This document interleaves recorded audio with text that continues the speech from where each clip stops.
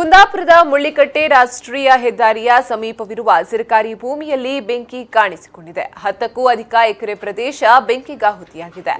ಬೆಂಕಿಗೆ ಕಾರಣ ಏನೆಂಬುದು ಇನ್ನೂ ತಿಳಿದು ಬಂದಿಲ್ಲ. ಮುಳ್ಳೆಕೊಡಿಯ ಕೊಪ್ಪರಿಗೆಯಲ್ಲಿರುವ ಸುಮಾರು 20 ಎಕರೆ ಸರ್ಕಾರಿ ಭೂಮಿಯಲ್ಲಿ 10 ಎಕರೆಯಷ್ಟು ಜಾಗ ಬೆಂಕಿಗಾಹುತಿಯಾಗಿದೆ. ಈ ಪ್ರದೇಶದಲ್ಲಿ ಗಾಳಿ ಮರಗಳು ಬೆಳೆದಿದ್ದು ಅದರ ಎಲೆಗಳು ಒಣಗಿ ಬಿದ್ದಿದ್ದವು. ಇದೇ ಎಲೆಗೆ ಬೆಂಕಿ ತಗುಲಿದ್ದು ಬೆಂಕಿಯ ತೀವ್ರತೆ ಇನ್ನಷ್ಟು ವ್ಯಾಪಿಸಿದೆ ಎಂದು ಶಂಕಿಸಲಾಗಿದೆ. ಇನ್ನು ನಿನ್ನೆ ಸಂಜೆ 6 ಗಂಟೆಯ ಸುಮಾರಿಗೆ ಸಣ್ಣ ಪ್ರಮಾಣದಲ್ಲಿ ಬೆಂಕಿ ಕಾಣಿಸಿಕೊಂಡಿತು. ಬಳಿಕ ಬೆಂಕಿಯ ಕೆನ್ನಾಲೆ ವಿಸ್ತಾರವಾಗಿ ಉರಿಯುತ್ತಿರುವುದನ್ನು ನೋಡಿ ಎಚ್ಚೆತ್ತುಕೊಂಡ ಸ್ಥಳೀಯ ನಿವಾಸಿಗಳು ಹಾಗೂ ಯುವಕರು ಅಗ್ನಿಶಾಮಕ ದಳಕ್ಕೆ ಮಾಹಿತಿ ನೀಡಿ ಬೆಂಕಿ ನಂದಿಸಲು ಮುಂದಾದರು. ಏರುತಗ್ಗುಗಳಿಂದ ಕೂಡಿದ ಜಾಗವಾಗಿದ್ದರಿಂದ ಅಗ್ನಿಶಾಮಕ ದಳದ ಬಸ್ ಸ್ಥಳಕ್ಕೆ ಬರಲು ಸಾಧ್ಯವಾಗದಿದ್ದರಿಂದ ಅಗ್ನಿಶಾಮಕ ದಳದ ಸಿಬ್ಬಂದಿಗಳು ಹಾಗೂ ಸ್ಥಳೀಯ ಯುವಕರು ಗಿಡಗಳನ್ನು ಬೆಂಕಿಗೆ ಬಡಿದು ಬೆಂಕಿ ನಂದಿಸಲು ಪ್ರಯತ್ನಿಸಿದ್ರು. ನಿನ್ನೆ ರಾತ್ರಿ ಸುಮಾರು 9:30ರ ತನಕವೂ ಕಾರ್ಯಾಚರಣೆ ನಡೆದಿದ್ದು ಬಳಿಕ ಬೆಂಕಿಯನ್ನ ಹತೋಟಿಗೆ ತರಲಾಯಿತು.